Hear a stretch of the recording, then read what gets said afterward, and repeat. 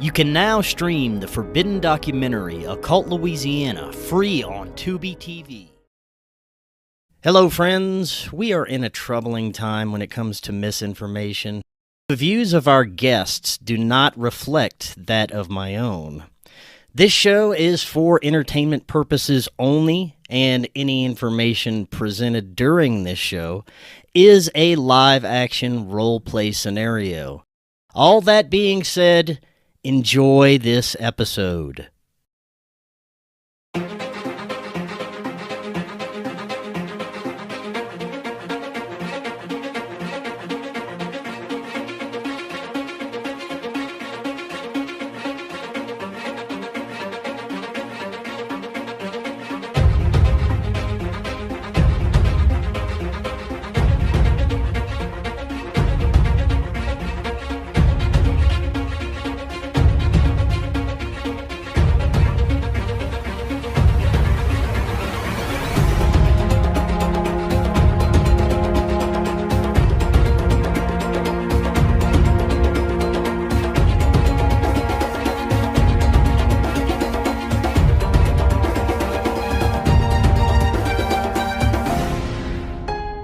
Welcome back to Forbidden Knowledge News. I'm your host, Chris Matthew.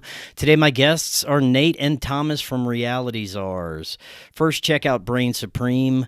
Brainsupreme contains the highest quality ingredients so you can start your microdosing journey right now. Visit their website using the link right in the description and you'll get 15% off your entire order. Also, watch the Forbidden documentary Occult Louisiana. That's on Tubi and multiple streaming platforms. It's a great way to help support Forbidden Knowledge News. Also, download our podcast episodes directly through Spreaker. And we are booking guests for February. If you have suggestions or you'd like to be a guest, email me forbiddenknowledgenews@gmail.com. Today I want to welcome back to the show Nate and Thomas from Reality Czars.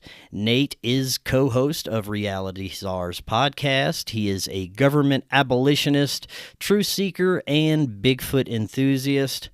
Thomas is also co-host of Reality Czars, a self-taught programmer, musician, conspiracy connoisseur, and comic book publisher at paranoidamerican.com. Nate, Thomas, welcome back. How y'all doing? Fantastic, man. Absolutely fantastic, yeah. Well, it is great to have you back. Always a super fun conversation, and it has been quite an interesting year so far, from political rituals to a spectrum of theatrics, as well as the re-election of Orange Emperor, bringing promises of prosperity, justice, and a healthy America. And we can't forget the drones versus orbs. And many believe that we're in the midst of the apocalypse. Others believe that we're entering a golden age, thanks to the orange one. And so many possibilities to discuss as we approach 2025. But before we get too deep, remind the audience about yourselves and where they can find you gentlemen's content. All right. The flagship show is the Reality Czars. We have a lot of fun on there. We have a lot of crazy, interesting, weird conversations. You can send us love mail and hate mail at realityczars@gmail.com. We put out everything for free on Rumble, but if you extra want to support us because you love us, go sign up on our Rokfin. But we put out everything for free just in case because we love you guys and we're not cunts. And I'm the other half of the schizo crew known as Reality Czars. I'm Paranoid American. You can find all my other projects at paranoidamerican.com and a whole list of websites that I won't go through now. We'll get to that later when we get the plugs. Right on, right on.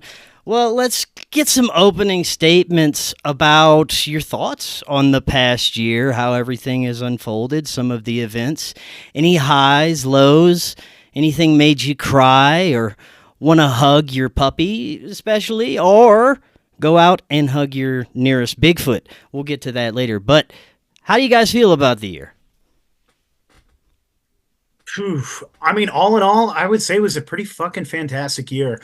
I understand that a lot of people are hurting, and economically, like, the country is probably in the worst place it's been in a long time.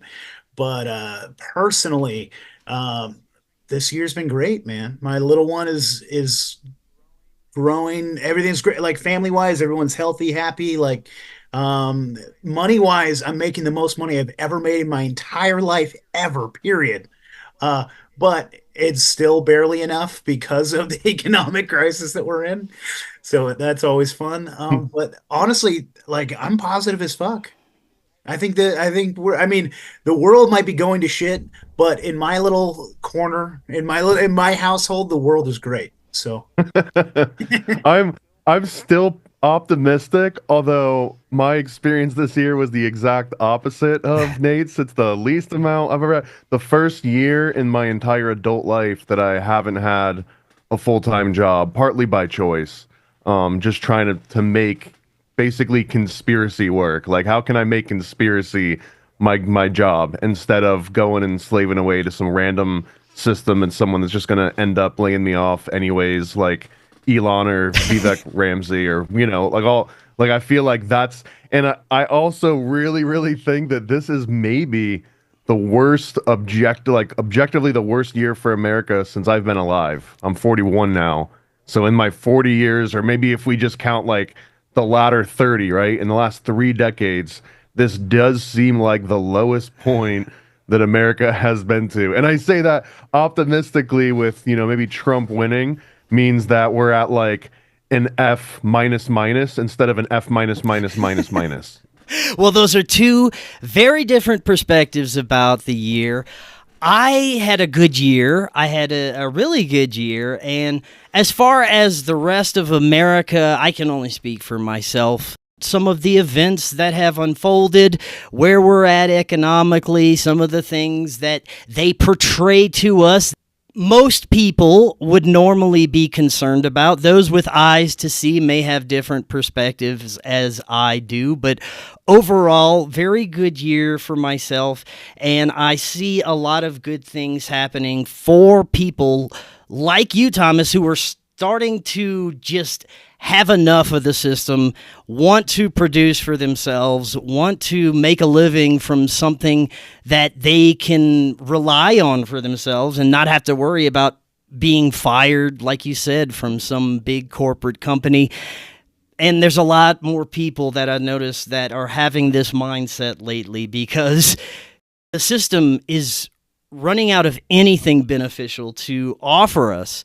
In the past, we might have good retirement or health care, but now we're starting to learn how shitty our healthcare system is, and these companies are taking away all these benefits. So where is the incitement to go and work for the system? It's not there anymore. And I do agree with what you said, Thomas, that the matrix itself, what it has to offer us, is at the shittiest stage ever. That's why people are checking out, because it seems like the system has just given up. It's just offering us poop on a plate and saying, this is what we've got. You can either take it or leave it. Which might still be. Yeah, if you have any self-respect, don't take the shit. It might still be a positive. Go ahead. It might still be a net positive, though, because I guess in maybe a pessimistic view of the world, but I feel like we live on this perpetual sort of pendulum, right? And the pendulum swings from carrot to stick, and we're swinging away from carrot, but we haven't quite gotten to stick yet. We're like in the middle, where it's just like the carrot that you're getting is like the shittiest of carrots that they could possibly give you. But as the pendulum continues to swing, that carrot slowly morphs into a stick that then beats you. I don't remember if this was a George Orwell quote, but it's like, envision the future of humanity. Just imagine a human, just a boot stamping on your face forever. Like, that's the other swing of the pendulum. So I'm not looking forward to that part. It definitely seems that if there is a pendulum, we are on the downswing. Thomas, you think we're on the carrot right now? I think that we were on the carrot. I think we're like the expiration date on that carrot was a few years ago. But if you're hungry enough, you could still nibble on that carrot and get some nourishment, and you're not being beaten with it yet. Right on.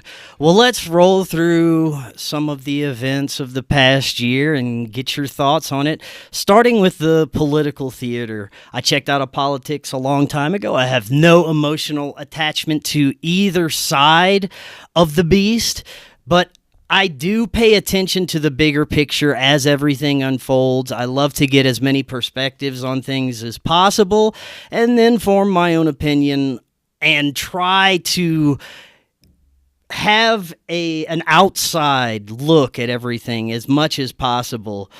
But I can see that there are a lot of people who viewed what happened politically in a very esoteric way. And I see these things that have unfolded that point to there could be some ritualistic aspects to the theater that we've seen, especially this year. When you look at how the assassinations unfolded, I've heard different researchers talk about the occult ritualistic aspects that may have taken place during these assassinations. And the overall theater between both sides took a somewhat theological turn, which is very interesting. They brought religion very heavily into this year's political theater.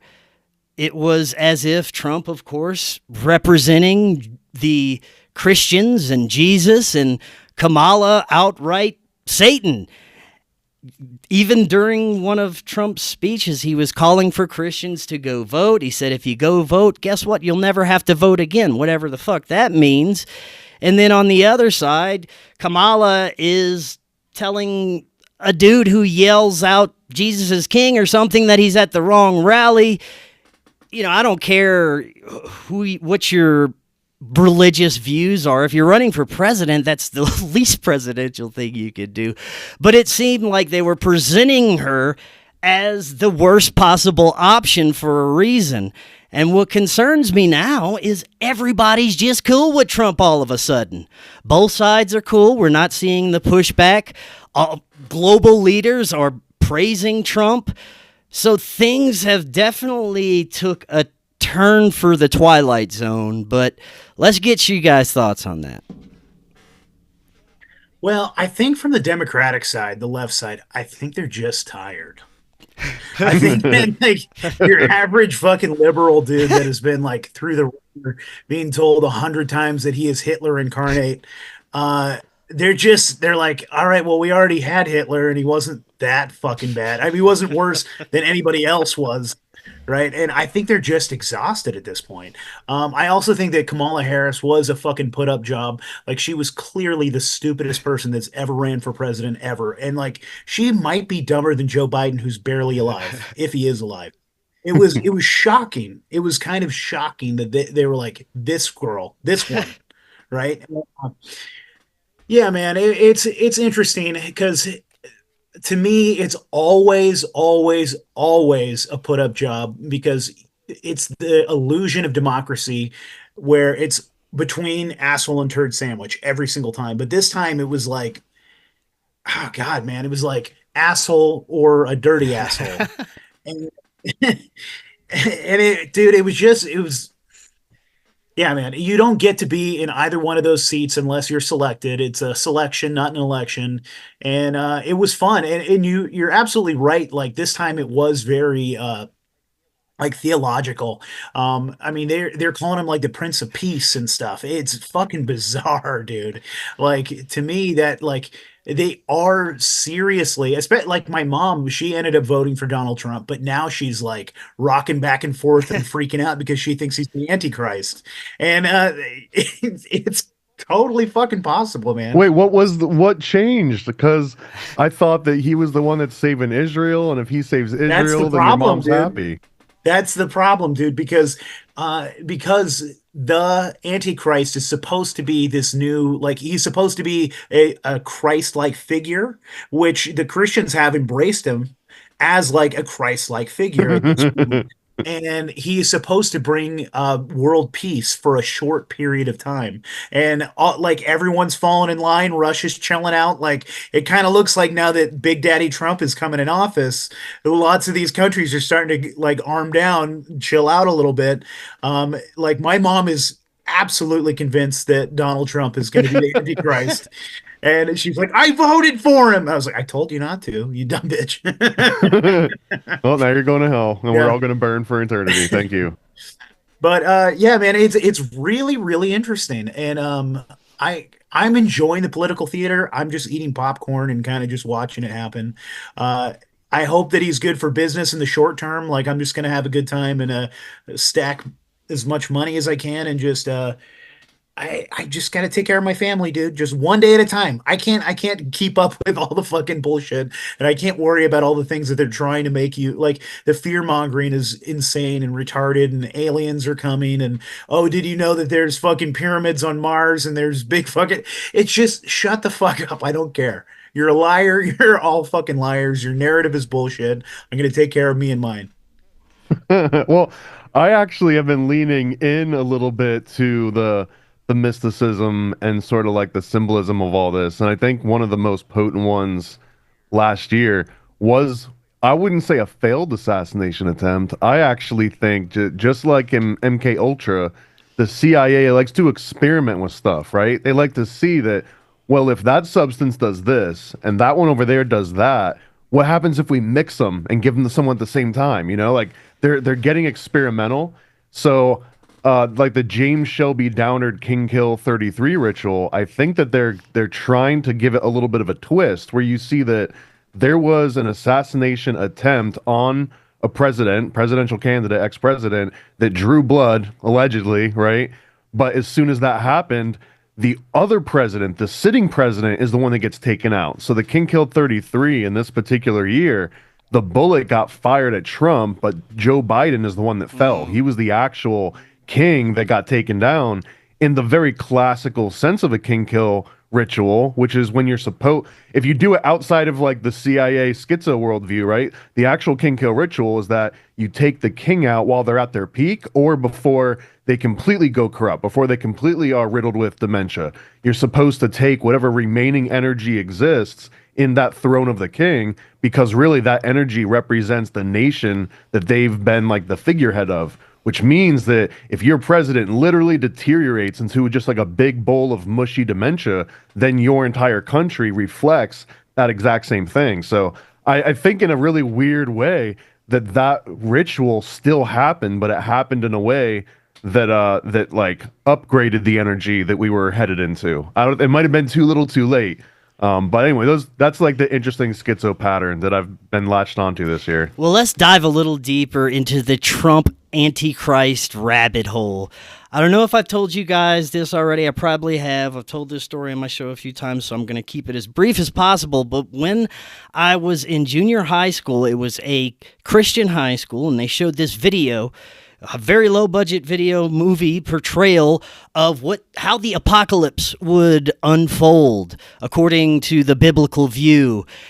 So first of all, we had Is this the Left Behind what's series? that? Is this the Left Behind movie? I know The Left Behind? this is not. This is a Okay. very low, extremely low budget, probably made for this particular school video. But it was very interesting looking back. I laughed my ass off at it at the time. But looking back, they said first we'll have these pandemics and everyone will be marked or microchipped. And then we'd have this charismatic leader rise to power, which would control all the world governments, and he would be anointed as king of all the world leaders during the end times. And then we would see UFOs in the sky, but they would be a deception.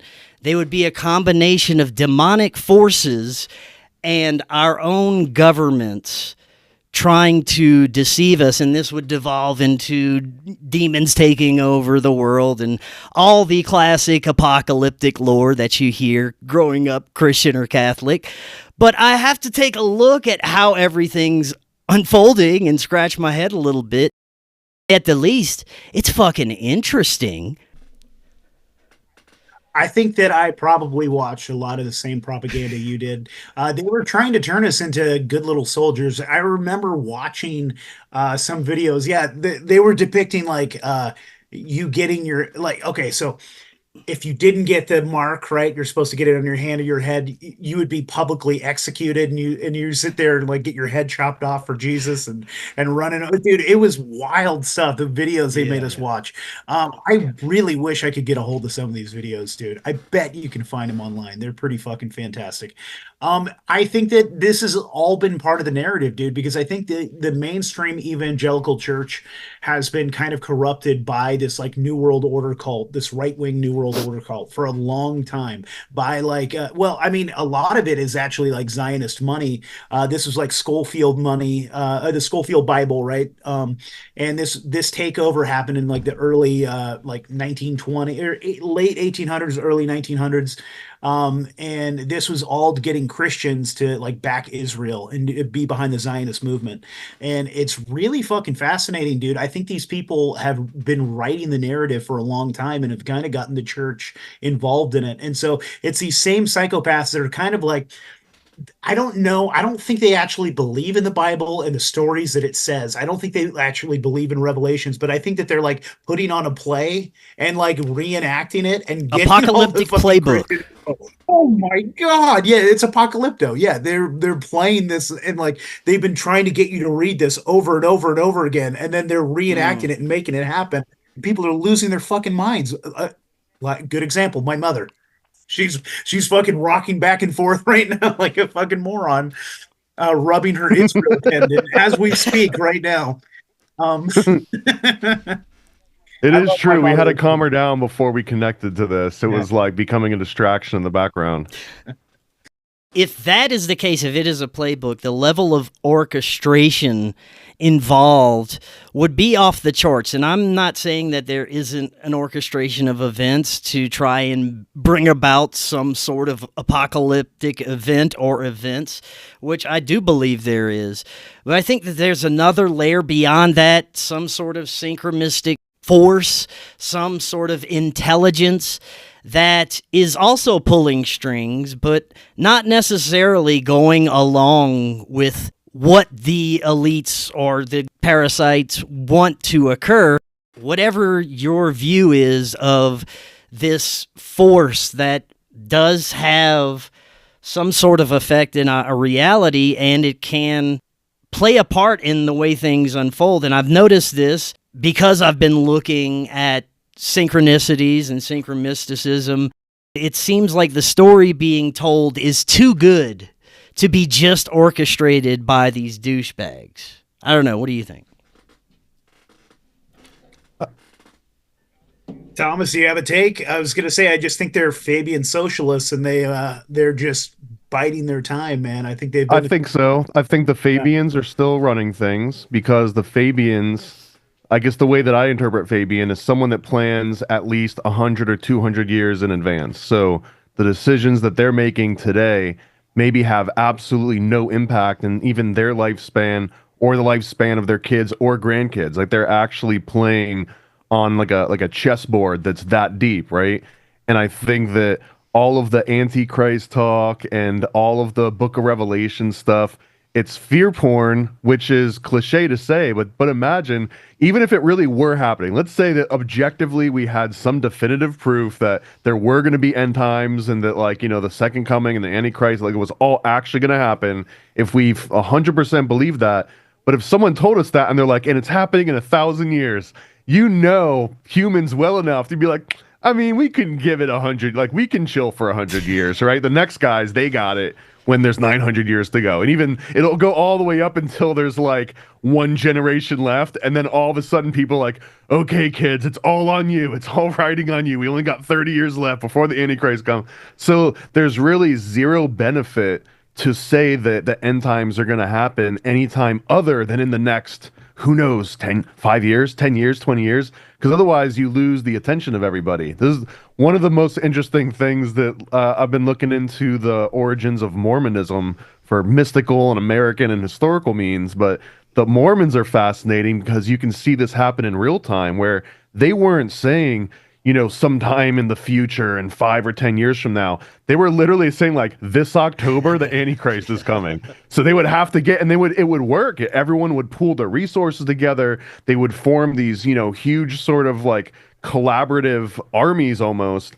And then it wouldn't happen. But then it was like, okay, well, it's going to happen next October. The calendar was off, or who are we to judge? But it's always within this 8 to 12 month span. And then they start to back off after about 100 years, right? Or yeah, after like 100 years, then they're like, okay, well, it's going to happen within our lifespan or within our children's lifespan. So there's like this flexibility to it, but you can see that it has tangible effects. And it would be silly for people not to just continuously capitalize on that weird phenomenon that if we feel that and there's such a narcissistic point of it too, to think that the three of us, we're going to be here when the Antichrist comes. All the mentions of him for the last 2 millennia, they were so convinced that he was on his way, but we get to be the ones that are like sitting in the seats when the big show happens. I think that it's hard to avoid that amount of narcissism too. Like everyone feels so special that of course the Antichrist is going to come back while they're alive. That's every single generation has thought the Antichrist is coming in their life. This is the equivalent of like the past life questions, and you're like, I was a pharaoh. Damn, I always knew it. Like, you're not a chambermaid, you're a pharaoh, right? It's that same energy. Well, the Book of Revelations is cryptic and convoluted enough to where they could make this stretch out forever, man. They could say, oh, that was just the little season. We got the 7-year tribulation, and that was a misinterpretation. So we can just take it however long they want. The apocalypse could last 300 years to a millennia. Who knows?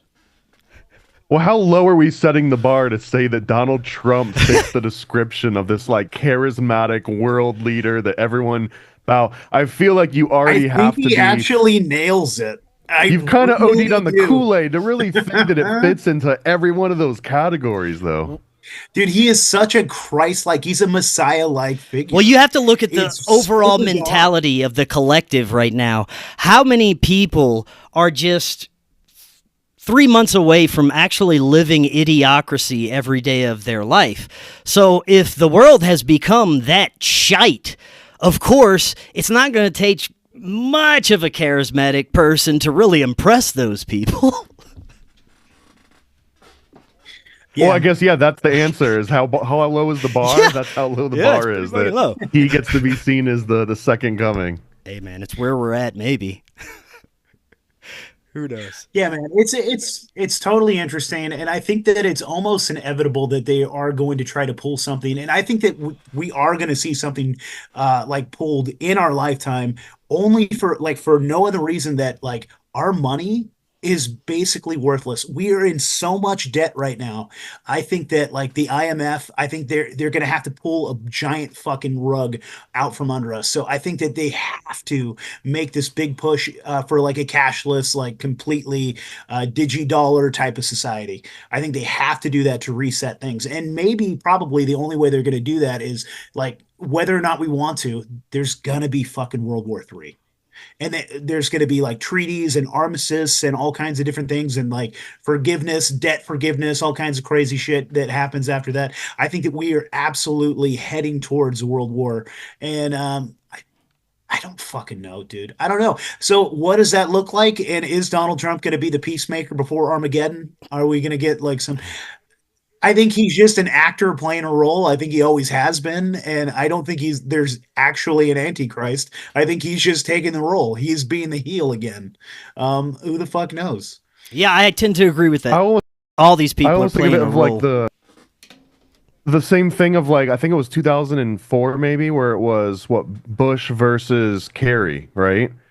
And if the question was who won that election, unequivocally it was Skull and Bones won that election because they got one extra, sort of like bragging right, one extra chip. And I feel like that's kind of what happens here too, that if Biden runs against Trump, who ultimately wins, it's still sort of those like Kitty Bunkport, Maine, blue-blooded New York real estate guys. Like that's who won this time. And there really was no like left versus right winning. It wasn't the dude with the pickup truck beat over that fag in San Francisco. That's not how this one played out.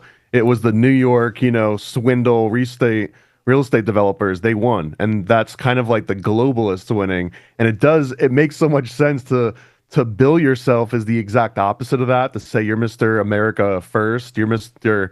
Freedom. By the way, we'll just take that bum stock and we'll figure out what the law is after the fact. And we're going to make America healthy again as soon as you down this Diet Coke and a Big Mac. Like every single thing that gets promised, the actions directly, go against what they're sort of saying.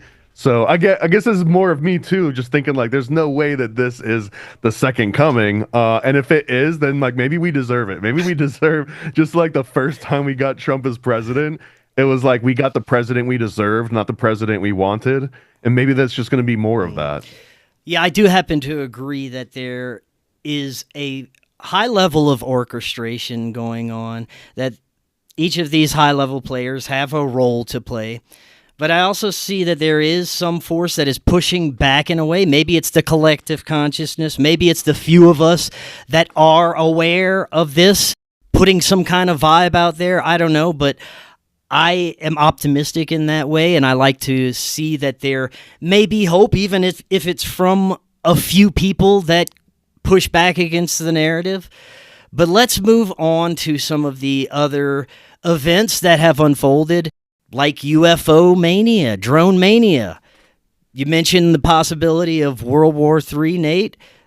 There has been plenty of speculation of what's behind the drone sightings in New Jersey and beyond. Could it be nuclear radiation sniffing drones, or some sort of foreign adversary, or something else? Who knows? Nobody seems to know, but we've got theories out the wazoo. And we are, of course, on a paranormal conspiracy show, so I've had plenty of guests come on and give their opinions and theories about what's happening. I like to take it all in. I have no idea, but what do you guys think? Have you guys heard anything interesting about this? So a year ago, I would have told you that I thought there was a difference between the orbs and the drones. I would have said that there's something more supernatural about the orbs, and I had an orb sighting, and I felt the presence off of one and things like that, and that's true. But at this point, I'm almost, dude, the supernatural is kind of beaten out of me as far as these drones go. I think, honestly, dude, I think this is like weapons manufacturers kind of showing off. They're kind of having fun. They're kind of giving the green light to experiment and fuck around right now. I know personally, because I work in the aerospace industry, I know what the fuck kind of different vehicles are. I know some of the shit that's happening, but I don't have any I don't have any like fucking actual knowledge of like what's happening in fucking New Jersey, but I know what some of these things are kind of somewhat capable of. It's pretty fucking interesting. I also think that this is kind of normalizing people seeing these things, and they're kind of getting ready for something like, let's say that they wanted to actually like fucking crack down and do some sort of martial law, and from like the elite standpoint, they're saying we don't even know what they are. Whoa, well, I don't even know. But they're normalizing this for like normal people to see fucking drones every goddamn day. They're like, holy shit, did you see that? And now people are just going to be kind of used to it. I think this is just kind of a precursor, getting like your dumbass grandma used to fucking having drones flying over to your fucking head and over your house all the fucking Well, think time. about how many Hollywood dystopian movies where drones police the world and they can kill you in an instant if you break the fucking law. Straight up, dude. And now, are they doing other shit? I don't know. Are they sniffing out nukes? Are they, doing all kinds? I have no idea. I just think that this is trying to normalize your everyday fucking idiot that just wants to drink a Budweiser and is saying, yeah, I saw that drone. Yeah, there's drones all over the place. That's my take. I don't fucking know, though. Thomas, do you have a fucking interesting take? I just think this moment is kind of like a fart in the wind, like where everyone is concerned, like kind of what you were saying, that all these lights in the sky, like this is going to be the new normal, though. The new normal is that you're not going to question any lights in the sky because it's going to be absolutely polluted with all sorts of drone sort of commerce and who knows what else. All the police drones. It will be silly not to. Just like, they're going to be like, you can't outsource a cop maybe with like an H-1B visa person, but you can definitely outsource a patrol cop with a freaking drone that just goes on a predefined pattern. I'm almost thinking that one of the next evolutions that we're gonna maybe see in our lifetime is gonna be like comparing one of these police assisted drones or the little robot dog things. Like if you take one of those out, maybe they charge you just like if you take out like a police dog, like you just took out a cop. So that'll be like a certain legal if they issue. say AI, if they try to like that whole narrative that AI has become sentient, so you're actually taking out a life. You killed someone. And it was a cop on top of that, Yeah. so now you're Killed the extra in cop. trouble. Yeah. But I think that precedent is going to have to be set. Think of the most mundane explanation too. It's just some random private company that's testing out some new thing, and they have, you know, access to the airspace. They're not doing anything illegal whatsoever, but people start freaking out because they see a green light blinking and rising up and down and then going away. Would the company want to come out and be like, oh, by the way, guys, that thing you're all freaking about, that was us? Like, you'd probably have a bunch of people camped out trying to like take out your stuff at that point. So there's no real great incentive to do like a big PR announcement. Hey, we're the ones that were freaking you out. Sorry about that. Instead, it would almost be like, oh, that's our message to maybe be more covert about this. So even if there's a mundane version of it, it still represents just new things to come. Well, there's already articles that are being written down or like written about this. Like Tom is exactly what you're saying about like AI or any of these things being like maybe inflicting. Well, okay, there was an article about like people saying that maybe you're going to need consent to fuck your your sex robot, and that maybe you could assault them if you like. Dude, there's so many bizarre crazy things, dude. So if they have a sentient AI in your sex bot and she says no, not right now, I'm having cramps, you're a robot, shut up. Well, I think we've got steps in between, but like in big cities, I think in Orlando they even have these, but definitely in like Chicago, they've got these things called shot spotters, right? And it's basically this like microphone that can triangulate when a certain noise over a certain decibel level goes off, for example, a gunshot. So they have a way to triangulate exactly where that thing happened. Well, okay.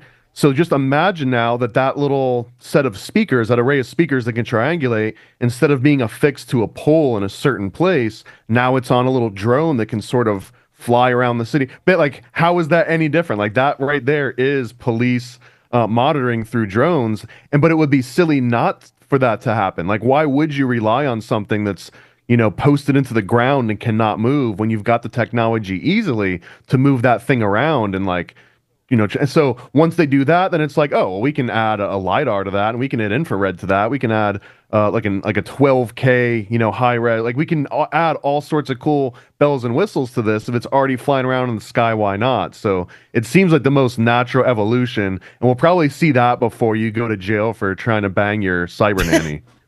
Yeah, probably. Yeah, I just read that actually, Thomas. That's how gay sexy Robin Hood got away for so long because he was using those subsonic rounds and he had to fucking like clear the chamber. It didn't read on the decibel because it didn't read like a semi-auto, right? Because he fired and then had to fucking change it and then fire again. Yeah. And this is old tech. This I think they had shot spotters in like the 90s. Let's explore the new age woo-woo perspective that we are entering a golden age. We're going to experience free energy and disclosure, and all the light beings are going to present themselves, and we're going to be entering a golden age. Plenty of people that have come on my show and shared this perspective, quite the opposite of what we were just discussing. I try to have a optimistic but also realistic view of the possibilities that could be unfolding. And a lot of these predictions are based off of psychics, remote viewers, people who have contact with extraterrestrials. But there is this strange consensus amongst this community, psychics, remote viewers, that we are entering this golden age and disclosure is imminent, and the extraterrestrials are going to pick up their anal probes and give us free energy. So who knows? But it's very interesting that there is such a large group of people within this community that agree on this possibility. What do you guys think? I'm gonna be nice and I'm gonna spit on it before I put it in. Um, I wish that was the case. I don't fucking see that. I don't see it at all. And yes, I see a big hunk of our community going in that direction. I also saw a big hunk of our community in 2014 and 15 jump on the Q train, and that didn't mean that it was real. It didn't mean that it was true. I don't think that there are extraterrestrials. I think there might be ultra terrestrials, and that's a might. I think the people in charge are fucking cunts. I think they are humans. I don't think they're reptiles. I think they're cunts. I think that that's giving them too much credit that they're some sort of fucking reptile. I think they're assholes. I think there might be some weird elite inbred bloodlines that they are protecting, but I think that it's all nepotism and there's nothing mystical about it. I don't think that we're going to get free energy. I think that free energy has probably been around for a very, very long time, the capability of it, and they've known it, occulted it, and I don't, they're capitalist pig assholes. I don't see any fucking reason why they would release it and give it to us. And I don't think there's going to be any fucking disclosure ever. It's always, they're going to give bits of disclosure, but then they're going to put like a million poison pills around it to make you look like an asshole and an idiot. And I think that's what they do. It's misinformation. But I'm not optimistic. I'm just not optimistic about those particular things. I think this is the disclosure people need to hear. Not that some alien is going to fucking save you or going to not probe you. The people that are probing you are those cunty government agents, and then they're MK Ultraing you and making you think it was a fucking alien that did it. He just came in your ass, and I'm sorry. Thomas, Medbeds, I think Mars Red Light District. I think we might actually be in a golden age right now, and just I wonder how often people that live in a golden age actually know it at the time versus you wait for historians hundreds of years in the future to be like, oh damn, I guess that was the golden age. You know what I mean? Because even throughout a real golden age, there's probably been someone that their entire because an age would usually be at least a century. It's usually a lot longer than that. But if you were to give it the smallest amount of time to still qualify for an age, it would be roughly 120 years, which is about 4 generations. You consider a generation to be 30 years. Even throughout an entire golden age, there are probably entire family lines that just eat shit the entire golden age, and they're probably sick of everyone else being like, we're in the golden age, we're in the you know what I mean? But and the other, yeah, who gets to decide what the fucking golden age? The Rothschilds, they're fucking killing it. They're having a golden age right now. And that's what I'm saying is I think because electricity was essentially invented within the last 2 centuries, right? So if you take that in the context of all other human history, the fact that now even the poorest among us have daily access to electricity and to running water and to plumbing and all these things for the first time, and allegedly, if you know, don't get all the way into Tartaria, but if you go with conventional, you know, history, we are literally at the peak of human civilization currently. We haven't really hit like a dark ages where we sort of fall back into something, and that's usually the thing that precedes the thing that comes directly after a golden age is the exact opposite. That's when you fall all the way back down and you got to crawl yourself back up to a golden age. It's literally the carrot you're talking about, Thomas. I think so. Like we are experiencing that carrot still, right?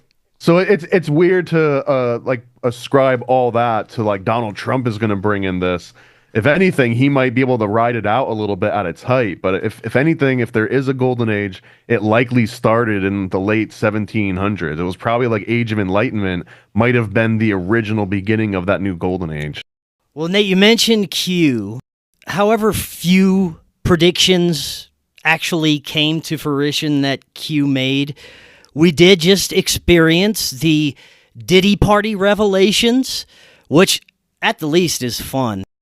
What we experience with that, there are going to have some additional parties that affected, I'm sure. How far it will go, who knows? It usually doesn't really reach any satisfying climax for the general public. It is interesting, the revelations coming out of there and the level that our entertainment industry is at overall, the amount of people that are taking a different route. It seems that that part is slowly coming to an end. But thoughts on Diddy parties, Hollywood, and the crumbling of the entertainment industry? I think it is just that particular entertainment industry that is crumbling.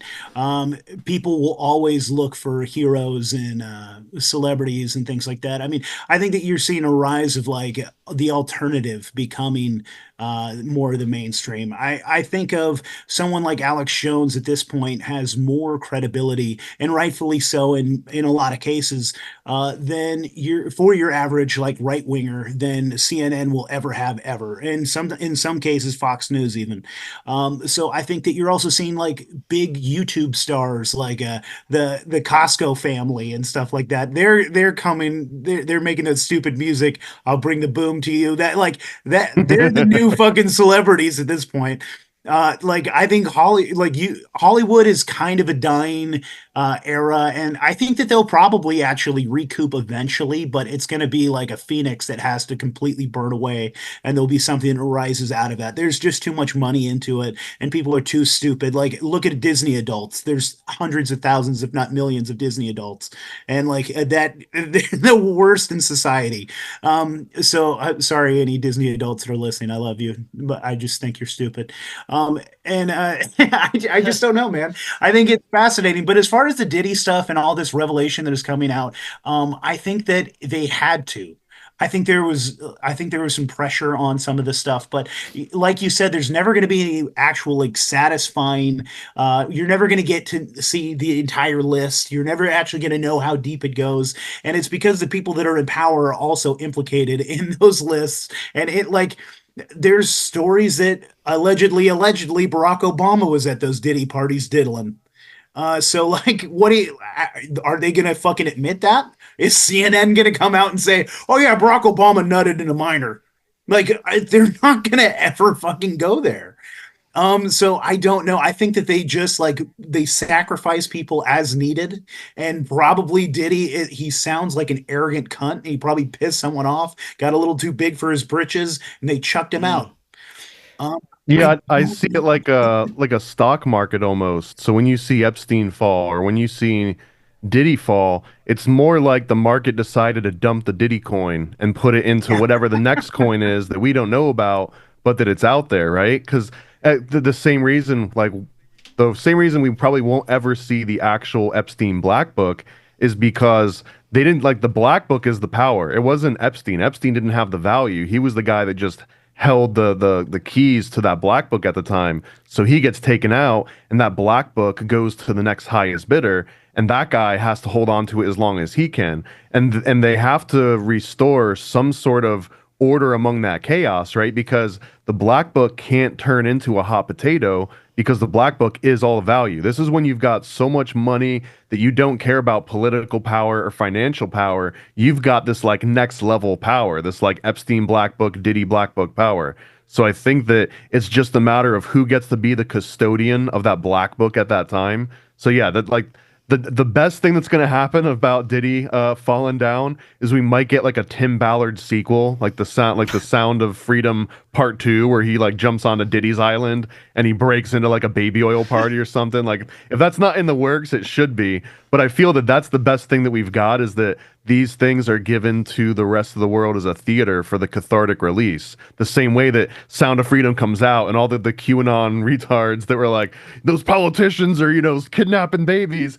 Now all of a sudden Tim Ballard movie comes out and it's like, thank God, we've got real heroes out there that are fixing that problem, and they get to like cathartically go through the release of all that tension that was built up and move on to the next thing to get outraged at. So that's sort of like these are just these releases. Like Epstein was a release, Diddy was a release, Sound they're of Freedom still was a trying to release. catch fucking. They're still trying to catch John Benet Ramsey's killer. That's like all over the fucking news right now and all over magazines. The hunt for John Benet Ramsey. Like, yeah, dude, they go back to these things. It's all entertainment. It's all just to distract us. I don't fucking know, man. So we can I don't probably know. all agree that most likely what we're seeing is just an elaborate change of the guard. Old boss, same as the new boss, just a different shiny perspective on things from different angles, but even shittier perspective depending on how you look at it. But it's still the same group of lizard turds, just rebranded, basically. Well, and they just have to be driven more and more underground. But this aspect of humanity, like pederasty, goes back to the ancient times. Like it was done out in the public where no one was batting an eye at it, right? It's just that that behavior never got stomped out or eradicated. It was just driven underground and driven behind paywalls, essentially. So I think that that's kind of the real premise here, is that it's not going away. It's just only going to be available to those that can afford the anonymity Luxury item. to make sure that they don't get stomped out of existence for doing it. You got to be rich and powerful to get that baby butt. I mean, that's Right. Or you're going to get caught. Right on. Possibilities for the future. Are you guys optimistic? How do you feel about how things are unfolding, and what's your vibe about the upcoming year, 2025? Well, I'm optimistic in general, and I think that's just my personality type, to be honest with you. Because if I actually like think about things too much, I could get myself to start swallowing a black pill. But no, honestly, I think that the world is actually okay. I think I don't know, dude. I mean, honestly, like I still have Imagine this is someone talking about your baby right now. Your baby's okay. I mean, dude, honestly, okay. This is what I'll say. I think could be a white pill out of all this crazy nonsense. America might be getting worse, and like this is something that you were saying before, Thomas. Like maybe this is like the worst time that's ever been, but maybe that there's something good that comes out of that because America has been so fat, happy, cuddled, and just spoiled that we haven't really known hardship, and so in that way, like, dude, you don't actually ever question like your surroundings when you're comfortable. You know what I'm saying? And so I think this uncomfortability that is very fucking likely, unfortunately, will be a nice, good wake up call for a lot of people because you're not going to push back unless you feel resistance, right? And so I think that what I see as a wonderful thing is that how many people want to homestead nowadays? How many people actually kind of want to get off the grid? How many people want to actually just start a garden? How revolutionary it is to start a garden. You know, have chickens in your backyard in the city. That this is a revolutionary act. I think that there is something fantastic about that. I think people should just start taking care of their health more and start taking care of their mental health more and focus on the things that really matter, your kids, your family. And I think that there could be awesome things that happen for people that are willing to take a risk, willing to take a chance, and willing to try to stay awake. I think it could be very shitty for the people that don't.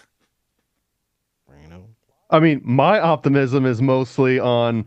I mean, I got in super early in the conspiracy coin market back in like the 90s or maybe even like the early 90s.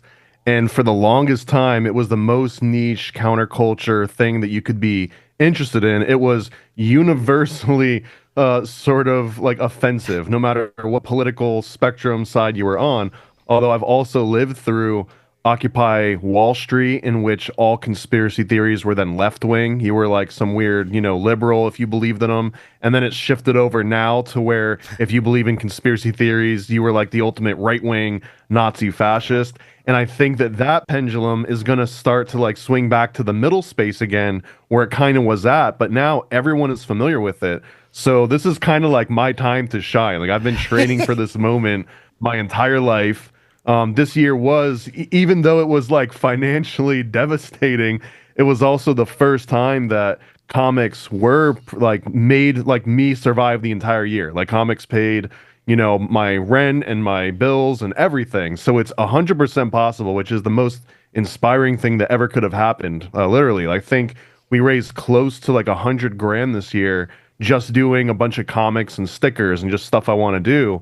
And this was my very first year being able to go all in on this to see if it'll work. So now that I've got confidence behind that and I've got a growing audience and like more and more projects coming out, me and Nate have got a comic called DoesBigfootExist.com coming out. That thing's going to be huge. There's so many things that are already like the on the cooking shows, right, where they show you they're preparing all of it and they've actually got it all cooked already. Like I've got like 4 or 5 of those already cooked meals just waiting to be dropped. So I'm incredibly optimistic about it. It's never been a better time to get people open-minded about double thinking about everything they've held dear, politically or spiritually or supernaturally, all of those different things. So I am the most optimistic about that there's never been a better time. If I wanted to drop all this stuff in 2010 or even 2012 when the Mayan calendar was predicting the end of the world and stuff, it was still pretty much, oh, you believe in that ancient alien stuff? That's silly. Now you mention it, and everyone's got an opinion on UAPs. Everyone's got an opinion on presidential assassinations. Everyone's got an opinion on how SSRIs may be affecting like these like all of these things that used to be the craziest thing you could say in a room full of normies is becoming the norm. And this is one of the you don't do this on YouTube, right? Like, or I can just say whatever you want. It'll go on YouTube. if I get banned, I get banned.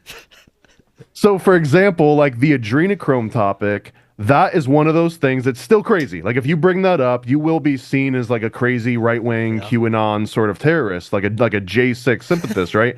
But there are absolutely studies that show that when this is from the Sufan Center. I don't know if I ever brought this up before. The Sufan Center had this report. I think it was in 2018, and it was called Analyzing the QAnon Conspiracy. Anyways, in this, they did a national poll. The sample, I'm going to make a number up. I think the sample size was on like 4,000 people, randomly selected, all different races, creeds, classes, political affiliations. And one of the questions on that survey was, do you believe that there are groups of pedophiles in Hollywood and in politics that are kidnapping children and, and they got a whopping like over 50% of people, I believe. Really? Originally, it was like 41% of people agreed with that statement, which is far outside of a tiny little niche of like random conspiracy theorists in a corner. Now, all of a sudden, this concept got so much traction that the Sufan Center recommended to everyone. It's basically like a CIA think tank revolving door situation. And they say, well, now there needs to be like a social media task force to really hone in on where these things are coming from. Why is that number so high? How do we clamp down on that? And I think you can't put the toothpaste back into the toothpaste tube in that kind of way. So this is the time to shine. Anyone at all that has an alternative opinion or has something to say or a documentary to make or a comic to produce or anything, this is literally the best time to do it, I think. Like, get all in now. We're still on like the bottom floor of Bitcoin when it comes to conspiracy. Right on, man. I agree 100%. It's an amazing time to be alive, an amazing time to be weird, and there's going to be some incredible things unfolding in the upcoming year, and I'm excited about it. I got my popcorn, and I'm here to party. So, gentlemen, before we close out, you were mentioning some projects. Thomas, tell us a little bit about anything you guys are working on, upcoming projects, and where the audience can find all your shiz. You go, Nate. I'll follow up. I'll make sure we have a happy ending. Okay. As far as reality, put that 50 on the dresser right now. Hell yeah, dude. As far as Reality Czars goes, we got a lot of really interesting interviews coming up, and I've just got to put them on the schedule. Sorry, Thomas. And and then if you want to get real fucking weird, I don't suggest anyone do this, but if you want to, every Saturday we do a wild live stream. It's called Schizo News Network, and you can find it on our Rokfin or Rumble, and it'll be at 10 p.m. Eastern. I'm warning you, don't listen to it. It's not good. It is designed to offend you, and I promise it will. That's some great promotion, man. Don't touch the hot stove. It's already left many bodies in its wake already. Yes. But as collaboration right now, Thomas and I are working on the most amazing fucking pamphlet that is going to exist, period. It has everything that you ever wanted to know about Bigfoot. It's fantastic. It's basically it's a trick track format. I'm absolutely in love with this format now. I've found that it lives in this magical space between people that maybe, I mean, if you like comics, you'll love it. But if you don't like comics, it doesn't come across as a comic. It looks like such a low investment. It's so small. How could it be hard to read? I could just read this in one sitting. But also, there's a lot of people that don't want to read anything, but it still fits in that same little category where there's so many pictures and so little words. How hard could it be to get into? But really, it's the equivalent of like a very long, short research paper. And the one that me and Nate are working on is doesbigfootexist.com. And it's basically a little trick track that explains every historical reference to Bigfoot, religious references, all the supernatural claims. The biggest goals with all these pamphlet projects is to leave nothing on the floor, to make sure that not a single person out there that can be like, well, you guys missed this random crazy theory about Harry Mary or about Nephilim or about UFO and orb sightings or like all of these things in between, to literally make sure we got homeless Bigfoot in there. We've got like all sorts of historical, and so that's the real idea, is to become this authority on here's every single aspect of Bigfoot. You might not get every single name, date, and aspect throughout history, but you'll get references to where all those come from. So, and this is a subject near and dear to my heart. I grew up with Harry and the Hendersons, so I always felt like Bigfoot was also part of my family too. So I'm kind of doing this as like a repayment back into it's like the pick a penny, leave a penny sort of bowl, right? Like I picked out a Bigfoot penny when I was young. It inspired me. It made me really interested in things outside of what they were teaching in school. And now I'm kind of putting that penny back in the dish, hopefully a little bit better than where it started out. Right on. Gentlemen, excellent discussion. Can't wait to do it again. We will definitely be doing it again sometime soon. And until next time, everyone, have a wonderful evening. We'll talk again tomorrow.